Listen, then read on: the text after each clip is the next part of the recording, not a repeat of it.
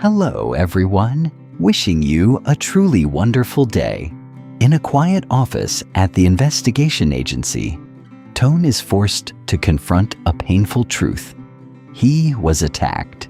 He lost everything. And the mother he trusted his entire life may be the one behind it all. To make things even harder, he has just learned that he is not her biological son. Will he choose justice, or will he choose forgiveness to rebuild his life from nothing? Now let's step into the story of Toan and lytudiem. If you're drawn to emotional stories like this, don't forget to subscribe so you won't miss the next episodes. The office at the investigation agency was too bright for the kind of conversation taking place inside it. Cold fluorescent lights hummed above a metal desk, covered in stacked case files, loose papers, and a recorder placed carefully near the edge. The air smelled faintly of old documents and disinfectant. It was quiet, except for the low sound of an air conditioner that hadn't been serviced in years. Toan sat across from the investigator, his back straight, but his shoulders tight. He looked like a man who hadn't slept well in weeks. His clothes were clean but simple, no longer the tailored shirts he used to wear when he ran meetings and signed contracts. A glass of water sat untouched in front of him. This wasn't officially an interrogation. No cameras, no raised voices. But the weight in the room felt the same. Some of the men involved have been identified, the investigator said calmly, flipping open a folder. We're making progress. But the person who may have coordinated it, she's overseas. He didn't need to say her name. Toan's jaw tightened slightly. He nodded once, as if he had already prepared himself to hear that. She sold the company. Toan began, his voice steady but low. All of it. The land, the vehicles, the accounts, even the farm. The investigator looked up. Everything was under her name. Toan gave a short, humorless smile. Yes, I never questioned it. She raised me. I trusted her. He paused, staring at the surface of the desk. For years he had believed the company was a symbol of what they had built together. He managed operations. He handled projects. He expanded partnerships. But legally, it had always been hers. I thought we were working toward the same future, he continued. Then one day, she showed up at the farm with two young men I had never seen before. He could still picture it clearly. The dust on the road. The way lytudiem had stepped out of the house when she saw the car. His mother standing there, composed as always. She told me everything had already been transferred, he said, and that I was leaving the country with her. No discussion. And you refused, the investigator said. Yes, it hadn't been dramatic. No shouting. No threats from him. Just a clear, quiet refusal. He would not leave lytudiem behind.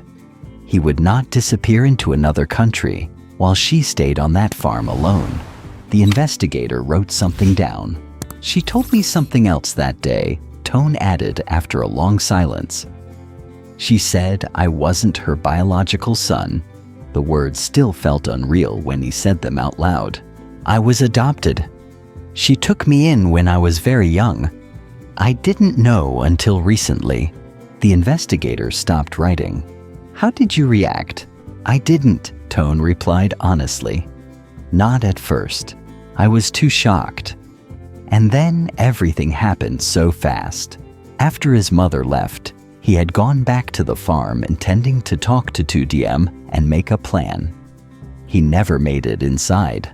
Someone struck him from behind before he reached the door. When he woke up, he was lying on a thin mattress in an elderly woman's house several kilometers away. His wallet, identification papers, and phone were gone. Only his glasses and shoes remained. They wanted me unable to move, he said quietly.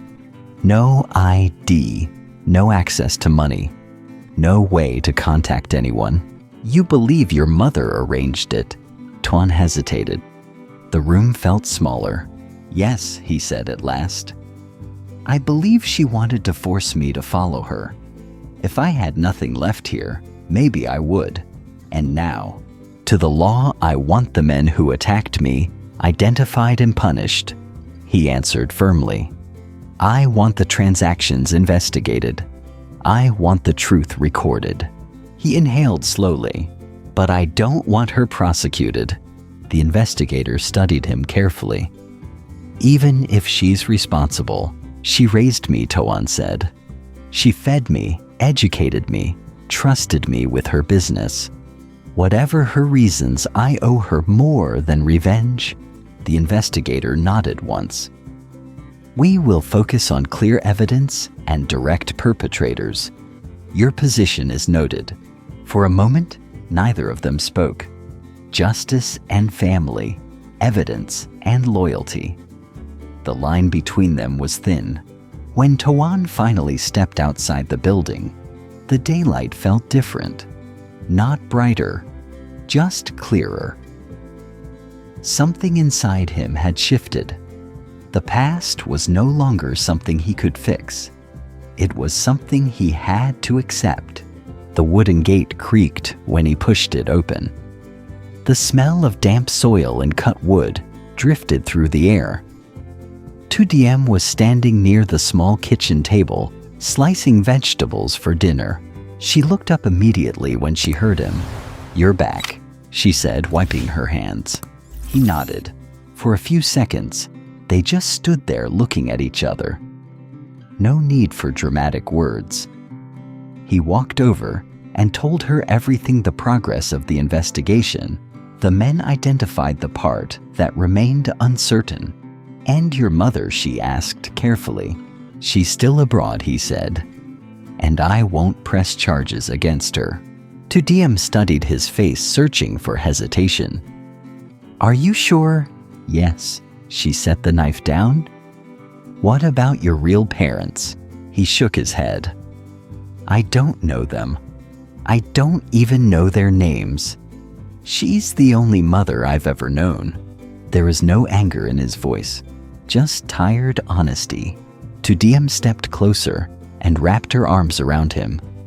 He held her tightly, breathing in the scent of soap and smoke from the stove. We'll build something new, she said quietly. He nodded against her shoulder. Yes, we will.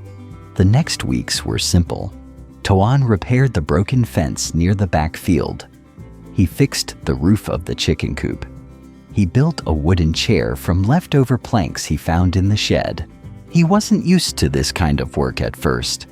His hands had once been more familiar with documents and keyboards than with hammers and nails. But there was something steady about manual labor. The rhythm of the hammer was honest. The results were visible. When Lytudiem sat carefully on the finished chair and it didn't wobble, she smiled widely. It's strong, she said. So am I, he replied, half joking. They rode an old motorbike to the market in the afternoons. She wrapped her arms around his waist, and the wind pressed gently against their faces. Vendors called out prices. Children ran between stalls. The smell of herbs and fresh meat filled the air. He chose a chicken. She picked beef onions and bright red chilies. Don't forget the sticky rice, she reminded him. He laughed. I won't. Small conversations, ordinary purchases.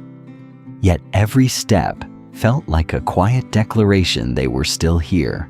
At night, they planned the coming year. He didn't want to return to large corporate projects. He wanted something manageable. A small construction job in town, perhaps. Enough income to support the farm, but flexible enough to stay present. I don't need to be important, he told her one evening while stirring a pot of simmering chicken. I just need stability. You are important, she replied calmly. Just not in the way you used to measure it. As the Lunar New Year approached, they cleaned the house thoroughly. They washed curtains, repaired loose boards, and prepared ingredients for traditional dishes. The evening before the holiday, the door opened with cheerful greetings. The investigator, Thu, arrived with his mother and his younger cousin. Cold air rushed in with them, but laughter quickly replaced it. The table was simple, but full boiled chicken, stir-fried beef, green vegetables, a square sticky rice cake placed carefully in the center.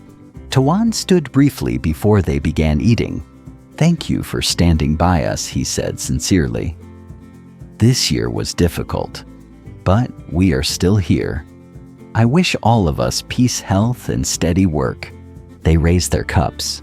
The conversation flowed easily. Thu's mother praised the flavor of the food. His cousin joked about taking too much meat.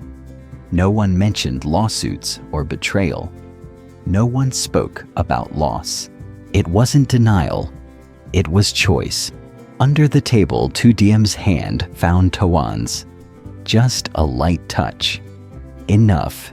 After the meal, no one rushed away.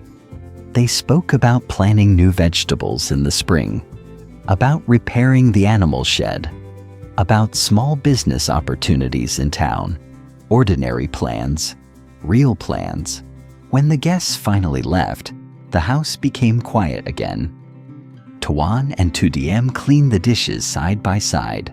Outside, a few early fireworks cracked in the distance. "I used to think success meant expansion," Toan said softly as he dried a bowl. "More projects, more assets, bigger numbers." And now she asked, "Now I think it means sleeping peacefully." She smiled. Later that night, after most of the lights were turned off, Toan stepped outside alone. The field stretched dark and wide before him. The air was cold but fresh. He took a deep breath. A year ago, he had been managing contracts worth millions. Now he was thinking about crop rotation and lumber prices. He didn't feel smaller, he felt clearer. He no longer wanted to chase what had been taken from him. He wanted to create something new with his own hands, something no one could sell without his consent. When he returned inside, he saw Lytudiem folding clean towels on the table. It was a simple image, but it grounded him more than any office ever had. They went to bed early. No dramatic countdown to midnight. No grand resolutions. The old year ended quietly, not with fireworks, but with acceptance. The new year began the next morning, not with promises, but with work.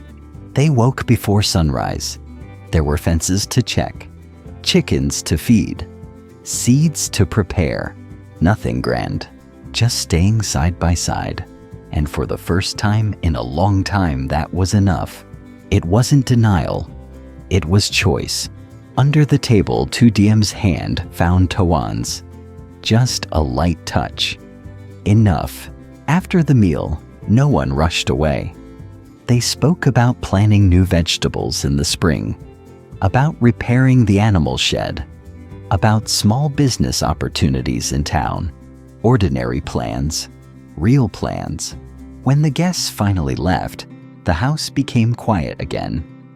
Toan and Lytudiem cleaned the dishes side by side. Outside, a few early fireworks cracked in the distance. "I used to think success meant expansion," Toan said softly as he dried a bowl. "More projects, more assets, bigger numbers."